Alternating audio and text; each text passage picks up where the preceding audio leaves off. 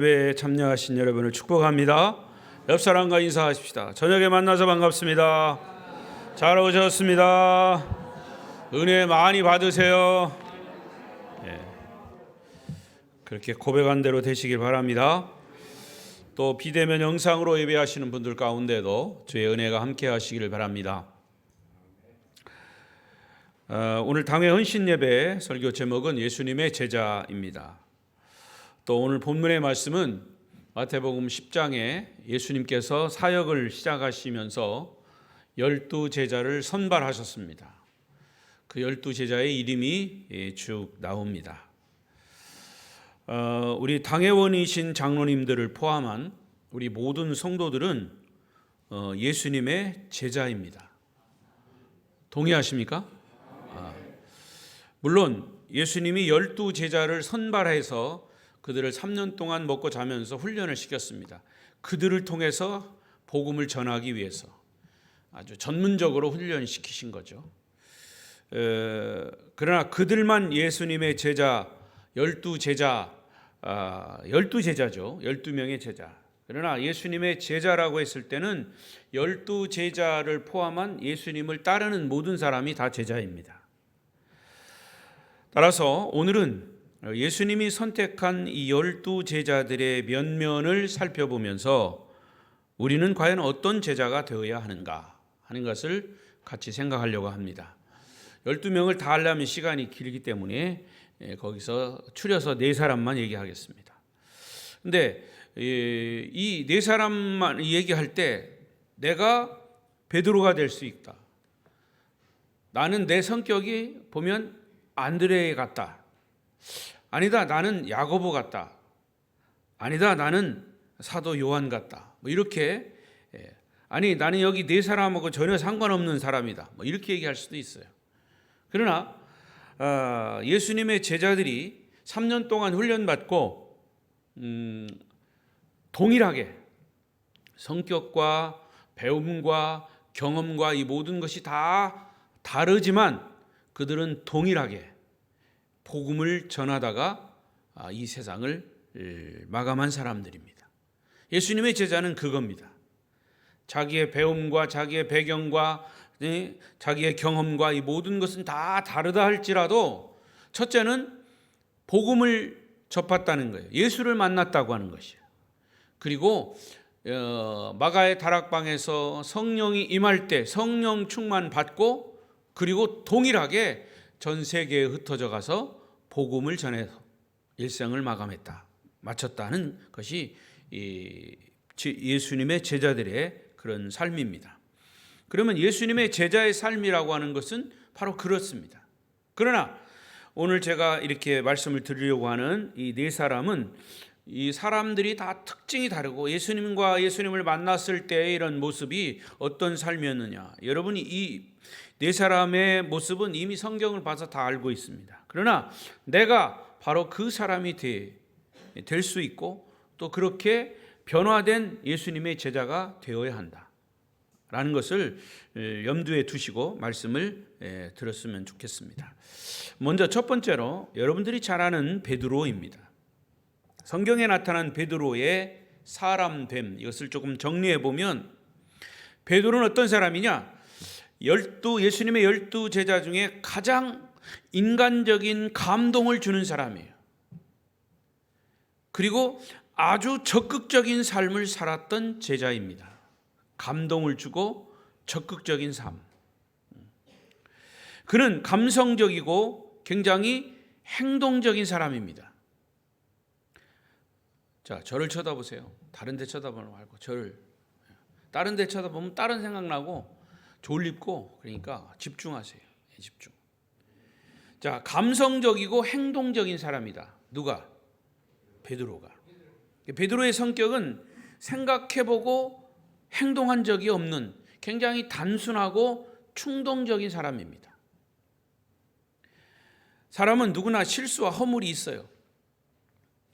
여러분, 대개 교활한 사람은 다는 아닙니다만은 교활한 사람은 자기의 실수와 자기의 허물을 잘 가립니다. 근데 사실 딱 보면 아는데 아닌 것처럼 하는 거예요. 교활한 사람입니다. 그런데 베드로같이 솔직하고 꾸밈이 없는 사람은 막 행동적이니까 허물도 있고 약점도 드러나고 잘못도 잘 보입니다. 베드로가 그런 사람이에요. 베드로는 너무 솔직하고 직선적인 성격 때문에 자기의 허물을 누구보다도 많이 노출시킨 사람이에요. 여러분 잘 아시는 대로 한 번은 예수님께서 물 위로 걸어오셨습니다. 베드로는 그 모습을 보고 깜짝 놀랐어요. 아니, 귀신이야 뭐야? 나중에 보니까 예수님이거든요. 충격이었어요.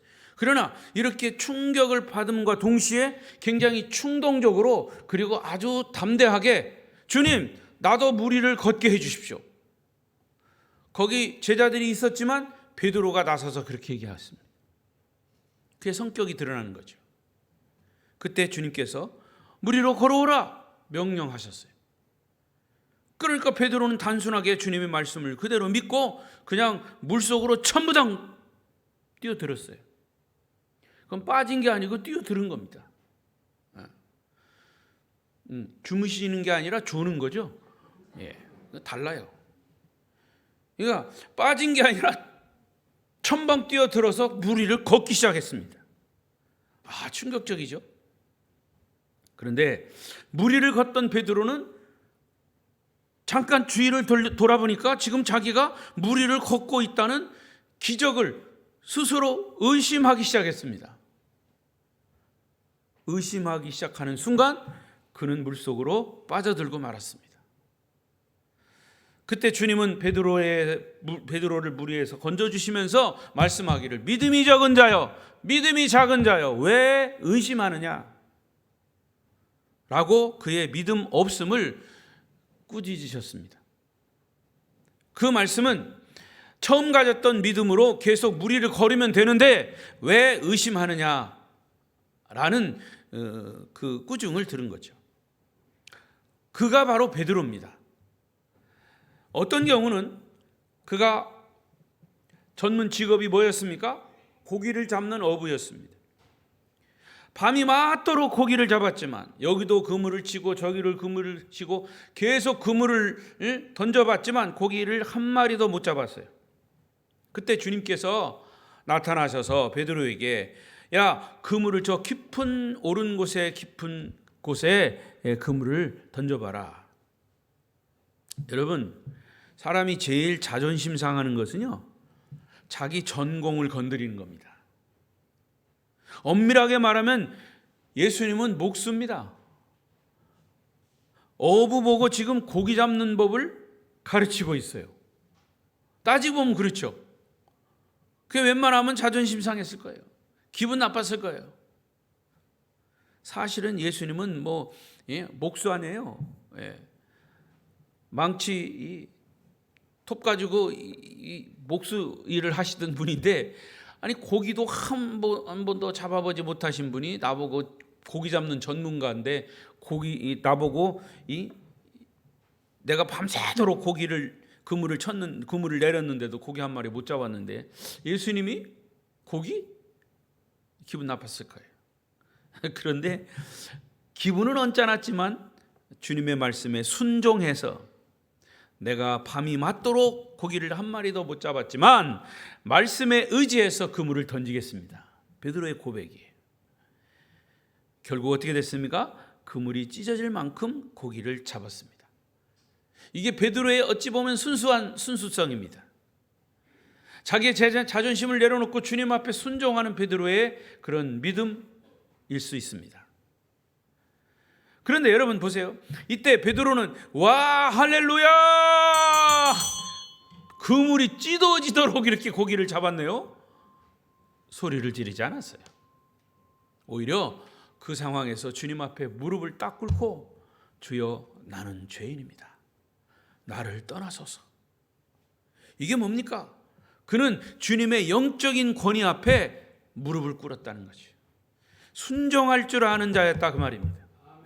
이 장면만 보더라도 베드로는 얼마나 단순하고 양심의 가책을 느끼면서 정말 솔직 담백하게 주님 앞에 자기가 죄인됨을 숨기지 않고 고백한 사람인지 모릅니다. 또 여러분 잘 아시듯이 예수님께서 십자가를 지기 위해 체포되었을 때 죽기까지 내가 주님을 따르겠다고 호언장담하던 베드로는 주님을 멀찍이 서서 따라갔습니다. 그래도 다른 제자들보다는 조금 양심이 있어요. 다른 사람들은 다 도망갔어요. 보이지도 않아요. 그러나 베드로는 주님이 보이기는 보이는데 멀찍이 떨어져서 요구만한 양심은 있어가지고 여러분 예수 믿는 집의 사람들이요, 예수 믿는 사람 다 가족은 다 예수 믿는데 자기만 혼자 예수 안 믿어. 그리고 어떤 때는 막 큰 소리 치고 예수 믿어봐야 별 수 있냐 막 이렇게 큰 소리 쳐. 그런데 그 사람에게는 요만한 양심은 있어요. 야, 다른 사람 다 있으면 우리 가족들 다 있으면 나도 언젠가는 믿기는 믿어야 되는데 이거 계속 큰 소리만 치고. 베드로가 꼭 그런 사람이에요. 그리고서 멀찍이 왜 따라갔느냐? 가까이 갈 용기는 없고 도망가자니 마음이 괴로웠고, 다행히도 주님이 풀려나시면 주님 저는요 도망치지 않고요 주님을 멀찍이 따라는 갔어요 이렇게라도 얘기하려고. 그렇게 따라다니다가 새벽 다 굴기 전에 3번씩이나 예수님을 저주하면서 부인하는 데까지 갔던 사람이 베드로예요. 자, 이런 이유 때문에 베드로는 어쩌면 12제자 중에 누구보다도 우리들에게 감동도 주고 배신감도 주고 공감도 주고 하는 그런 제자였습니다. 베드로는 스스로 12제자 중에 자기가 수제자라고 가장 으뜸이 되는 제자라고 큰 소리 쳤던 사람이기 때문에 사실은 그의 베드로에 대한 이야기가 성경에 가장 많이 나와요. 예수님의 12제자가 여기 오늘 우리 장로님이 읽은 본문에 12명이 나오지만 12명 중에서도 거의 그냥 12제자의 이름만 나왔지 다른 활동은 나오지 않은 사람들이 많아요. 그 중에서 제일 활발하게 활동했던 사람이 베드로입니다. 그리고 나중에는 베드로 전서, 베드로 후서, 성경을 기록한 제자가 된 것이죠. 자, 그리고 베드로의 두 번째 특성은 그는 순수한 열정과 리더십이 있었습니다. 비록 때로는 서툴고 숨길 줄 모르는 감정적이라도 감정 그런을 막 파도가 치더라도 어느 누구도 따를 수 없는 예수님에 대한 순수한 열정이 있었고 헌신이 있었고 사랑이 그 밑바닥에 깔려 있었습니다. 베드로가 비록 주님을 3번씩 부인했지만 그전에는 한 번도 예수님을 의심하거나 배척하거나 주님에 대한 부정적인 생각을 한 적이 없어요. 본의 아니게 주님을 부인하는 처지가 되었고 주님을 따르지 않고 다시 옛날 직업으로 어부로 돌아갔었습니다. 그러나 그의 마음속에는 예수님에 대한 연민, 예수님에 대한 미련, 예수님에 대한 사랑이 마음속에 가득 차 있었던 거죠. 베드로는 학문적인 사람이 아니에요. 자, 사도행전 4장 13절을 보십시다. 이런 얘기가 있습니다. 시작. 그들이 베드로와 요한이 담대하게 말함을 보고 그들을 본래 학문 없는 범인으로 알았다가 이상히 여기며 또 전에 예수와 함께 있던 줄도 알고. 무슨 말이냐면 본래 공부를 많이 한 사람이 아니었다는 얘기죠. 평범한 어부에 지나지 않았어요. 고기 잡는. 그러나 놀랍게도 뛰어난 지도력을 가지고 있었고요. 사람들이 베드로의 이야기를 하는 거 볼 때, 야, 저 사람은 배운 적이 우리가 볼 때는 뭐 공부 많이 한 것 같지도 않은데 저렇게 뛰어난 말을 하고 있구나. 지금 이 장면은 베드로가 성령 충만 받고 처음으로 많은 이 사람들에게 설교하는 장면입니다. 그리고 요한복음 21장에 보면 부활하신 예수님께서 고기 잡는 제자들에게 오셨습니다. 춥고 배고프고 고기도 잡지 못하고 허탈감에 빠져있는 제자들에게 그물을 오른쪽으로 던지라고 하셨었죠.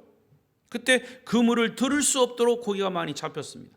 이때 가장 먼저 반응한 사람이 사실은 누구냐 하면 베드로가 아니라 사도 요한이었습니다.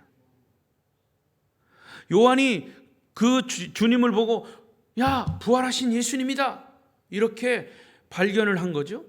자, 그런데 그 다음 장면을 보면 주님이라고 말을 먼저 한 사람은 사도 요한인데 거기에 먼저 액션을 취한, 행동한 사람은 요한이 아니라 베드로였습니다. 베드로는 물가로 뛰어나와서 주님을 맞이합니다. 그러나 지은 죄가 있어서 말은 못하는 상황. 그때 주님은 베드로에게 얘기합니다. 야, 네가 어째서 나를 3번씩이나 부인했냐? 이렇게 말씀하시지 않았어요. 이미 주님은 베드로의 마음을 다 읽고 계셨습니다. 오히려 주님은 고기를 숯불에 구우시면서 베드로야, 이리 와서 나하고 같이 먹자, 이렇게 부드러운 음성으로 권면을 하신 거죠. 그때 허탈감에 빠져있던 베드로, 주님을 배신한 그 심정이 매우 복잡하고 부활하신 주님이 지금 나타나셨는데 자기가 지금 무슨 얘기를 해야 될지 정말 굉장히 가슴 두근두근거리면서 있는 상황에서 주님은 다른 얘기하지 않고 배고파 있는 자기 제자들을 부르시면서 같이 아침 조반을 먹자라고 말씀하시는 거예요. 그렇게 잘 먹이고 나서 예수님은 또 베드로에게 부드러운 음성으로 묻습니다. 네가 다른 사람들보다 정말 나를 사랑하느냐? 라는 3번의 질문 속에 베드로의 모든 과거, 모든 실수, 모든 허물이 정말 눈 녹듯이 다 녹아버리고 용서되는 순간, 허물이 치료되는 순간이었던 거죠. 그리고 그 베드로에게 주님은 사명을 주십니다. 내 양을 먹이라, 내 양을 쳐라. 예수님이 베드로에 대한 사랑이 그대로 녹아있는 그런 배려와 사랑의 말씀이었습니다. 자, 이제 드디어 베드로는 예수님이 부활 승천하신 후에 변화되기 시작했습니다. 변화의 그 터닝 포인트, 변화된 시점이 어디냐? 바로 오순절날 마가의 다락방 성령이 강림한 이후에 그동안에 훈련받았던 그런 모든 것들이 이제는 베드로를 통해서, 제자들을 통해서 쏟아져 나왔던 것이죠. 기도하던 120명의 성도들과 함께 성령의 세례를 받습니다. 따라서 베드로의 3번째 특성은 성령 받은 후에 본질적인 변화. 자, 이게 중요합니다. 예수님의 제자는 본질적인 변화가 일어나야 됩니다. 성질이 아주 개떡 같아도 성령 받으면 그 개떡 같은 성격이 180도 변화돼서 온유한 성격으로, 주님의 일꾼으로서의 성격으로 변화되어야 한다. 이게 바로 예수님의 제자들이 보여주는 본질입니다. 제자의 본질입니다. 요한복음 1장 42절에서 예수님은 베드로를 처음 보시고 이렇게 말씀하십니다. 읽어요. 시작. 데리고 예수께 오니 예수께서 보시고 이르시되 네가 요한의 아들 시몬이니 장차 게바라 하리라 하시니라. 게바는 번역하면 베드로라. 요한의 아들 시몬아, 이제 앞으로는 내 이름을 게바라 하리라. 게바를 번역하면 뭐라고요? 베드로라. 베드로는 피터입니다. 피터, 반석이라는 뜻이에요. 반석. 그러니까 베드로의 이름이 바꿔진 거예요. 야곱의 이름이 이스라엘로 바꿔진 것처럼 베드로의 이름이 처음에는 시몬이었다가 피터, 베드로라고 하는 반석이라고 하는 이름으로 바뀐 거예요. 이것은 예수님이 베드로의 마음, 베드로의 미래를 미리 보고 그렇게 이름까지 지어주신 겁니다. 그야말로 성령 받은 이후에 주님의 그 훈련받은 베드로의 변화된 모습이 서서히 나타나기 시작합니다. 여러분, 사도행전에서의 베드로와 사복음서에 나타난 베드로를 보면 굉장히 비교됩니다. 사복음서에서는 볼 수 없었던 완전히 180도 변화된 성령으로 복음으로 무장된 이 베드로의 모습, 변화된 그 모습으로 그는 복음을 전합니다. 말씀드린 대로 나중에는 베드로 전서, 베드로 후서라고 하는 성경을 쓰는 그런 위대한 사도가 된 것이죠. 그의 인격, 그의 성품, 그의 태도, 그 모든 것이 정말 성자처럼 변화된 것입니다. 이런 베드로의 모습이 주님의 제자로서의 변화된 모습이다. 베드로는 안진뱅이를 일으키는 기적도 일으켰습니다. 실수 없고 허물 많은 베드로가 예수님이 승천하신 이후부터 변화되기 시작한 겁니다. 이 사람이 바로 세계를 변화시켰던 예수님의 수제자 베드로였습니다. 예수님 안에서 진정으로 변화되고 거듭난 자로서의 모습의 모델이 바로 베드로입니다. 단적으로 여기 4절, 오늘 본문 4절에 보면 가룟 유다가 나옵니다. 가룟 유다에 대해서 나중에 또 말씀드릴 기회가 있겠지만, 아니 이미 여러분들은 가룟 유다에 대해서 다 알고 있습니다. 베드로와 딱 맞대면할 수도, 비교할 수 있는 사람이 누구냐? 12제자 중에서 가룟 유다예요. 단순하게 생각해 보십시오. 지금 말씀드린 대로 베드로는 수많은 그런 실수와 허물이 있는 사람이었지만 주님 앞에 설 때마다 그는 잘못을 뉘우치고 회개하고 자기가 주님의 제자로서의 그런 어떤 사명감, 이런 것들이 남아 있었기 때문에 다른 자기의 자존심 모든 것들 다 내려놓고 주님 앞에 섰던 거죠. 이게 베드로의 모습인데, 가룟 유다는 어땠습니까? 가룟 유다는 예수님에게 철저하게 정말 가룟 유다처럼 지혜롭고 가룟 유다처럼 계산이 빠르고 머리도 회전이 빠른 사람이 없어요. 그러니까 돈을 맡아도 회개했던 사람이에요. 그러나 그거를 가지고 잘못 사용했던 거죠. 마지막 회개의 기회를 몇 번씩 주님은 주셨지만 베드로는 가룟 유다는 회개하지 않았습니다. 결국 자살해 죽는 그런 결말을 가져온 게 된 것이죠. 우리는 여기서 제자들의 이런 삶을 통해서 정말 예수님의 제자의 삶은 어떤 모습이어야 하는 것을 면밀하게 보여주는 그런 부분입니다. 자, 두 번째 제자는 안드레입니다. 안드레는 본래 세례 요한의 제자였어요. 누구 제자라고요? 세례 요한. 오늘 여기에 나오는 요한은 사도 요한이고 예수님의 제자 요한이고, 예수님에게 세례를 베풀었던 요한은 세례 요한입니다. 근데 이 세례 요한의 제자가 안드레였어요. 원래는 베드로보다 훨씬 일찍 세례 요한을 따랐던 사람이에요.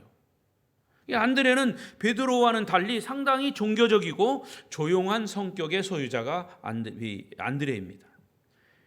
안드레의 생애를 보면 베드로처럼 굉장히 적극적인 삶을 살았거나 어떤 진한 감동을 주는 사람은 아니었습니다. 그렇게 큰 일을 하는 사람은 아닙니다. 안드레는 조용한 사람이지만 주님을 내적으로 열심히 그리고 아주 정성껏 섬긴 사람이 안드레입니다. 여러분, 예수님을 믿어도 성격대로 믿는다고 그러잖아요. 베드로처럼 불같은 사람은 불같이 믿어요. 그러나 또 그냥 충청도 사람처럼 그냥 안드레처럼 그냥 이것도 아닌 것 같고 저것도 아닌 것 같고 그런데 믿음은 있고 뭐 이런 사람, 자기 성격대로 믿는 거예요. 중요한 거는 성격대로 믿어도 그 성격이 성령으로 인해서 복음으로 인해서 180도 변화돼야 된다 이 말이죠. 거듭나야 된다 이 말이죠. 그러니까 여러분 함부로 얘기하면 안 돼요. 목사님 나는 성질이 지라 같아서 난 성질대로 예수 믿어요. 예수 믿으면 그 성질이 바뀌어야 된다 그 말이에요. 예. 어떤 사람은 큰 일을 맡으면 열심히 하고 작은 일을 맡으면 열심히 하지 않는 사람이 있어요. 근데 안드레는 그런 사람이 아니에요. 자기가 앞장서지 않고 항상 뒤에서 말없이 조용히 충성스럽게 주님을 섬긴 사람이 안드레다. 그 증거가 있어요. 베드로를 처음 예수님께 소개한 사람이 바로 안드레입니다. 어떻게 보면 나중된 사람이 먼저 된 거죠. 베드로 같은 경우는. 왜? 안드레가 베드로를 소개했기 때문에. 자, 요한복음 1장 40절 보십시다. 읽어요. 시작.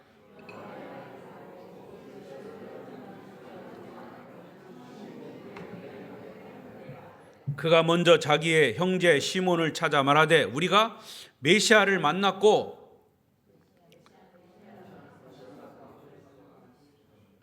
읽어요.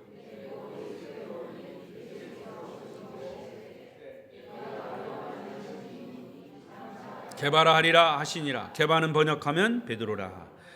여러분 여기 사실은 안드레가 누구라고요? 베드로의 형제입니다. 형제요. 형동생 간지간이에요. 근데 이 안드레가 베드로를 예수님께 데리고 왔어요. 여러분, 전도 중에 제일 힘든 전도가 가족 전도입니다. 그러나 안드레는 자기 형 베드로를 주님께 인도했어요. 이것은 뭐냐? 안드레는 형 베드로가 보기에도 인정할 만한 사람인 것을 증명한 겁니다. 야, 안드레, 네 말이라면 내가 따라가겠다. 베드로가 그렇게 안드레를 인정했다 그 말이에요. 안드레는 큰 일을 한 사람 아니지만 예수님을 소개하면 안드레를 믿고 주님께 나올 정도로 믿을 만한 사람이었다. 또 안드레가 등장하는 또 하나의 장면이 있죠. 요한복음 6장 5절 이하에 보면 베세다 강에 예수님께서 오병이어의 기적을 일으킨 그 사건이 있습니다. 예수님이 5천 명이 모인 많은 군중들 앞에서 말씀을 전하고 있습니다. 식사 때가 되었는데 군중들은 떠날 줄 모르고 있습니다. 말씀을 듣고 있습니다. 이때 예수님께서 그럽니다. 야, 이 많은 사람들이 밥을 먹어야 되는데, 점심을 먹어야 되는데 먹을 것이 없구나. 너희들에게 먹을 것이 있으면 좀 가져와라. 가장 상식적인 대답을 하는 사람 중에 빌립이라고 하는 사람이, 빌립은 가장 상식적인 대답을 해요. 주님, 여기는 광야이고요. 이 5천 명이 지금 이 밥을 먹어야 되는데 그 5천 명이 먹을 밥이 어디 있습니까? 상식적인 대답이죠. 그리고 계산하기를 돈 200데나리온 이상이 필요합니다. 이것을 어떻게 준비합니까? 이때 나선 사람이 누구냐? 안드레입니다. 안드레가 나서서 그 많은 청중 중에서 한 어린아이가 가져온 도시락을 가져옵니다. 보리떡 5개와 물고기 2마리. 안드레가 이 어린아이를 주님께 소개합니다. 결국 예수님은 안드레 속에 있는 그 믿음을 보시고 보리떡 5개, 물고기 2마리를 가지고 축사하시고 5천 명을 먹이고 12광주리가 남는 그런 기적을 일으킨 거죠. 그렇다면 안드레는 뭡니까? 이 도시락 가지고 뭐 되겠어. 이거 나도 그냥 한 줌이면 내가 먹어도 모자랄 판인데 어린아이가 먹을 거니까. 아마 이런 불신을 가졌다면, 그런 믿음이 없었다면 가져오지고조차 안 했을 겁니다. 그러나 그 안드레는 이것조차도, 이 작은 도시락조차도 이게 먹을 것이니까 주님께 갖다 드려자. 그러면 틀림없이 무슨 일이 일어날 거다. 그런 믿음이 있었다는 거죠. 주님을 소개하는 다리 역할을 하는 자가 안드레입니다. 다른 사람에게 유익을 주는 축복의 통로다 그 말입니다. 오늘 헌신을 다짐하는 당회원 여러분, 또 아름다운 교회 성도 여러분도 이런 축복의 통로가 되시기를 바랍니다. 이런 모습이 주님의 제자의 모습입니다. 자, 또 한 사건이 있어요. 안드레 사건이에요. 요한복음 12장 20절 이하에 보면 예수님께서 예루살렘에 입성하실 때 사람들이 막 예수님을 환영합니다. 호산나 호산나 호산나 예수님을 찬양하며 맞습니다. 그런데 그 다음 날 축제 구경하러 왔던 헬라 중 몇 사람이, 이름은 안 나옵니다, 헬라인 몇 사람이 예수님을 만나고자 빌립을 찾아옵니다. 이때 이 빌립은 이 헬라 사람들을 직접 데리고 예수님에게 가지 않고 안드레에게 갑니다. 안드레에게 가서 빌립이 안드레와 함께 이 헬라 몇 사람을 예수님에게 또 데리고 가요. 자, 이 장면에서 안드레의 면면을 우리가 볼 수 있습니다. 무슨 큰 일을 했다거나 위대한 고백을 한 사람이 안드레가 아니에요.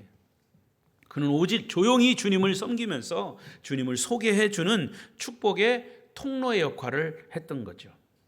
여기서 우리는 교훈을 얻습니다. 예수님을 섬기는 자들 중에는 베드로 같은 사람도 필요하지만 안드레 같은 사람도 필요합니다. 제가 과거에 어느 교회에서 목회를 할 때 한 15명 정도 되나요? 그 장로님들이 다 계십니다. 제가 나이가 제일 어렸어요. 근데 그 장로님들의 면면을 보면 실력도 있고 이 세상에서 의사도 있고 판사도 있고 변호사도 있고 교수도 있고 굉장합니다. 성격이 다 달라요. 제가 심호할 때 말고 그 전에 어떤 목사님은 설교하잖아요. 그러면 그 장로님 중에 한 분은 그 설교를 다 분석해가지고 틀린 거 있으면 전화. 목사님 오늘 거기 틀렸습니다. 이 목사님은요 엄청 설교도 잘하고 이미 고인이 되셨지만 설교도 잘하고 아주 탁월하신 분인데도 스트레스를 받는 거예요. 오늘 설교하고 난 다음에 그 장로님한테 또 무슨 전화가 올까? 그런 사람도 있었고요. 별별 사람이 다 있습니다. 어떤 사람은 또 예배 끝나고 오면 저한테 오면 소위 목사님 오늘 은혜 받았습니다. 목사님 설교 최고입니다. 이런 얘기 해주면 좀 어때요?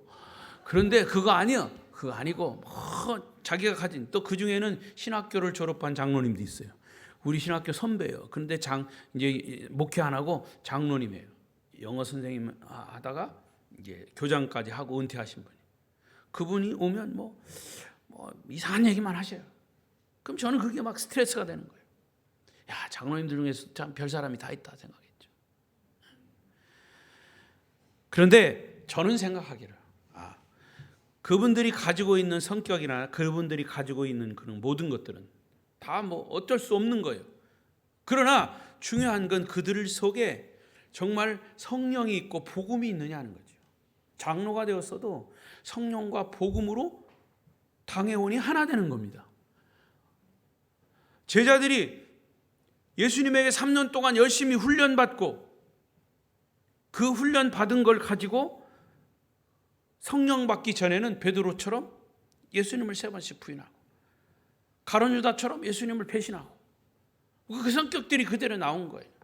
그렇지만 그들이 복음 안에서 성령을 받은 이후에 변화된 거죠. 사실 변화되면 그들의 어떤 사역의 방법과 이런 성격 자체는 남아있다 하더라도 변화된 것은 뭐냐? 복음 안에서 복음을 전했다고. 그래서 복음을 전하다가 세상을 떠났다고 하는 거지. 동일하게. 예수님의 제자들 동일하게. 할렐루야. 그래서 복음으로 하나 되는 것이죠. 세 번째 제자는 야고보입니다. 야고보는 사도 요한과 또 형제지간이에요. 예수님은 야고보와 요한에게 보아너게 따라서 보아너게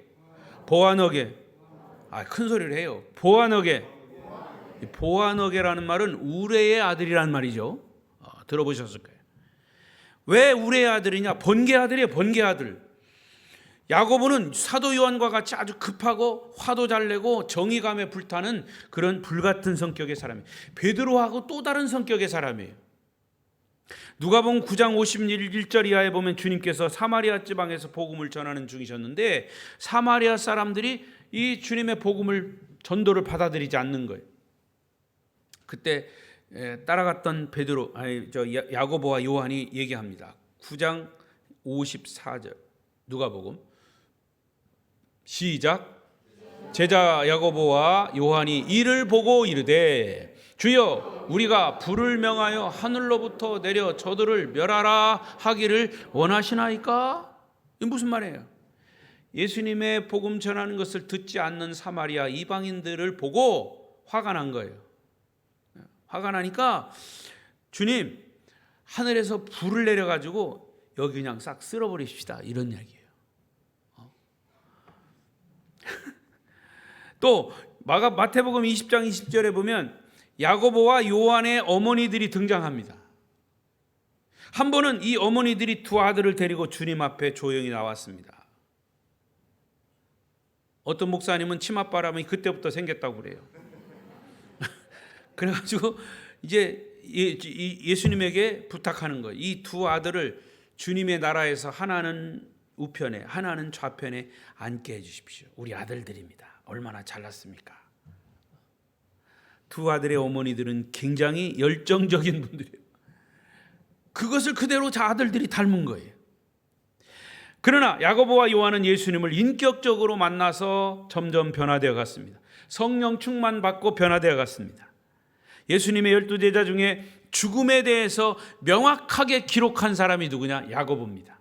변화된 야고보. 사도행전 12장 1절 2절 시작. 그때 헤로드 왕이 손을 들어 교회 중에서 몇 사람을 해하려 하여 요한의 형제 야고보를 칼로 죽이니. 야고보는 불같은 사람이었고 앞장서기를 좋아했을 뿐만 아니라 아주 강력한 사람이었어요. 강한 사람이었어요. 그런데 주님을 만나고 나서 순교할 때까지 그의 믿음은 성숙했고 그의 성품, 인격은 완전히 변화된 주님의 제자의 모습이었다라고 말할 수 있습니다. 여러분, 예수를 만난 사람은 변화될 수밖에 없어요. 죽음도 초월하고 칼에 맞아 죽어도 내가 복음만 해서 죽을 수 있다. 그렇게 변화된 사람이 예수님의 제자입니다. 마지막 네 번째 사람은 사도 요한이죠. 여러분 잘 아는 사도 요한. 예수님의 12 제자 중에 가장 신비하게 여겨지는 사람이 사도 요한이에요. 왜냐? 그가 주님을 만나기 전 또 만난 후 이것을 볼 때 놀라운 변화를 우리가 볼 수 있습니다. 누가복음 9장 49절 이하에 보면 변화되기 전에 사도 요한은 다른 사람의 말을 듣지도 않고 화도 잘 내고 불같은 성격을 가진 사람으로 묘사되어 있습니다. 그런데 주님을 인격적으로 만난 이후에 온전한 주님의 사람으로 변화된 요한. 그래서 여러분 말씀드렸죠? 사복음서가 있습니다. 마태, 마가, 누가, 요한복음이 있어요. 마태, 마가, 누가는 공관복음이라고 그래요. 마태는 예수님을 왕으로 묘사했고 누가는 예수님을 사람으로 묘사했고 마가는 예수님을 종으로 묘사했어요. 왕이나 사람이나 종은 다 사람이죠. 그러나 거기에 요한복음이 따로 떨어져 있는 것은 예수님을 하나님의 아들로 묘사한 것이 사도 요한입니다. 그러니까 벌써 그거부터 신비롭잖아요. 예수는 하나님의 아들이다.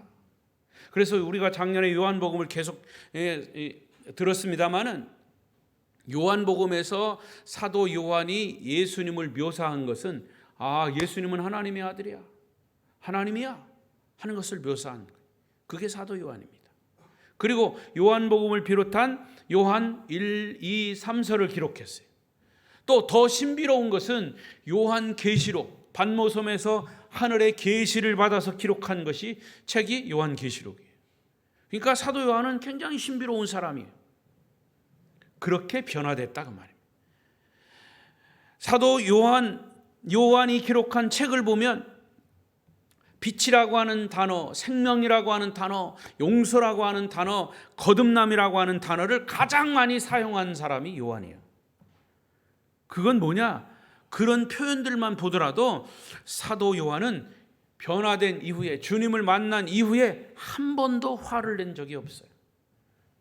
그들의 그 마음속에 정말 용서가 있었고 생명이 있었고 믿음이 있었고 빛이 있었던 그런 사람이 변화된 사도 요한, 예수님의 제자입니다. 예수님께서 부활하신 새벽 여인들이 주님의 시신이 없어졌다고 보고를 하자 이 소식을 들은 베드로와 요한은 이른 새벽 무덤으로 달려갔습니다. 사도 요한이 더 젊어서인지 베드로와 요 땅 했을 때 베드로보다 먼저 도착했어. 육상 실력이 더 좋았어. 그런데 그는 무덤에 곧장 들어가지 않고 무덤 주위를 살폈어요.